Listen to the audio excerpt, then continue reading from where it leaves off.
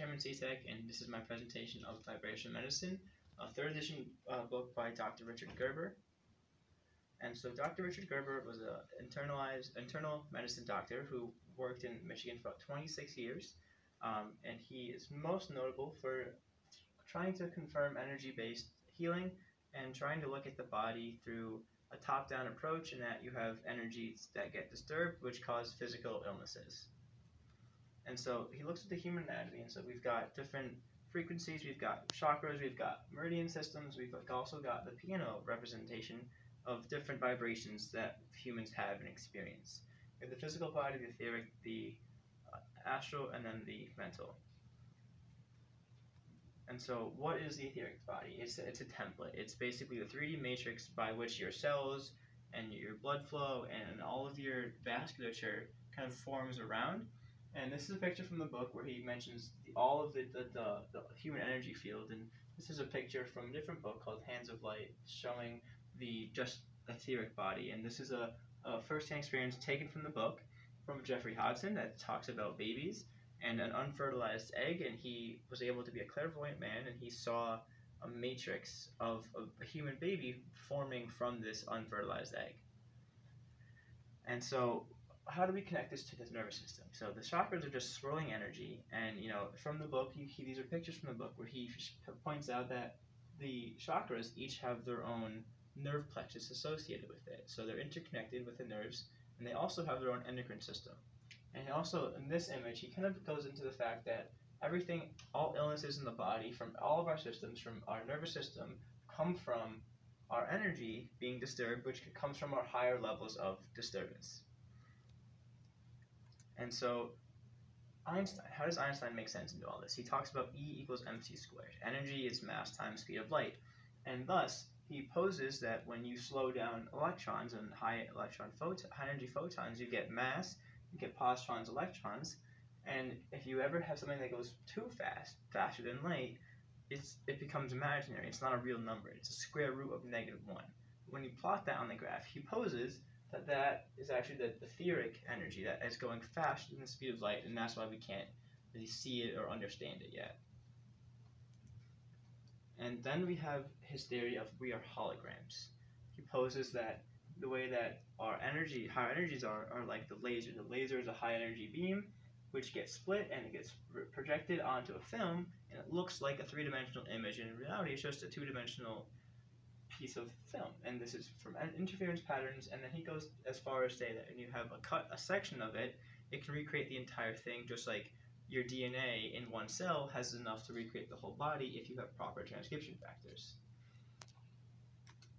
And then how can we diagnose ourselves nowadays?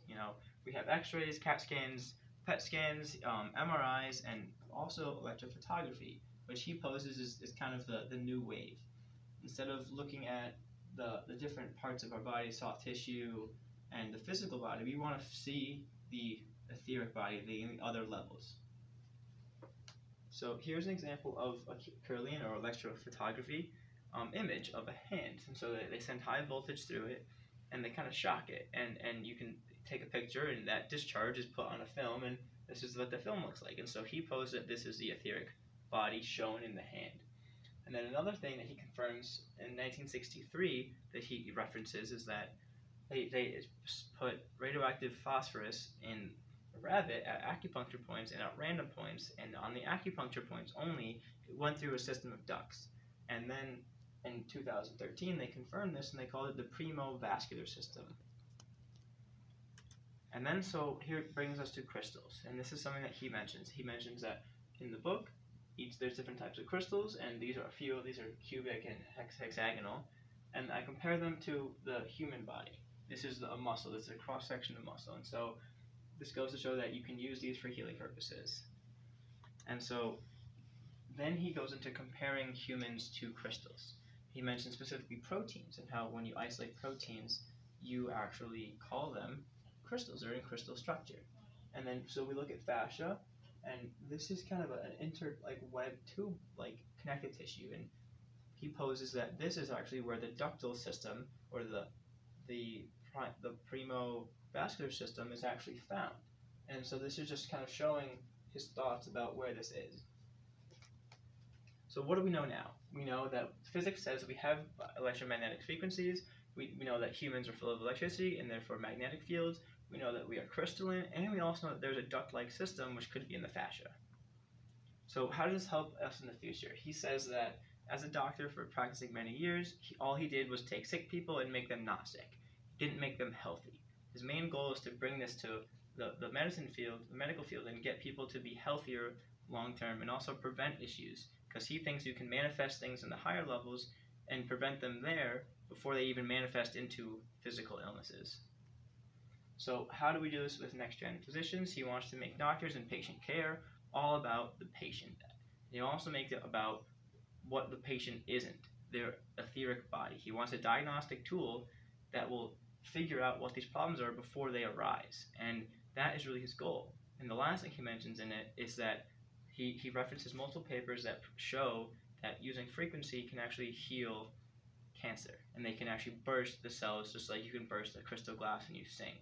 And so all in all, this book was a fantastic book. It was great to get into, what the Eastern alternative medicine, and also as an MD, he kind of says we can incorporate this into medical doctors and into hospitals. We just need to get people behind it and to see it. So we need the proof of this tool. So he wants to promote a diagnostic tool or physicians that can sense the etheric body, just like the man that saw the baby in the unfertilized egg. So thank you, and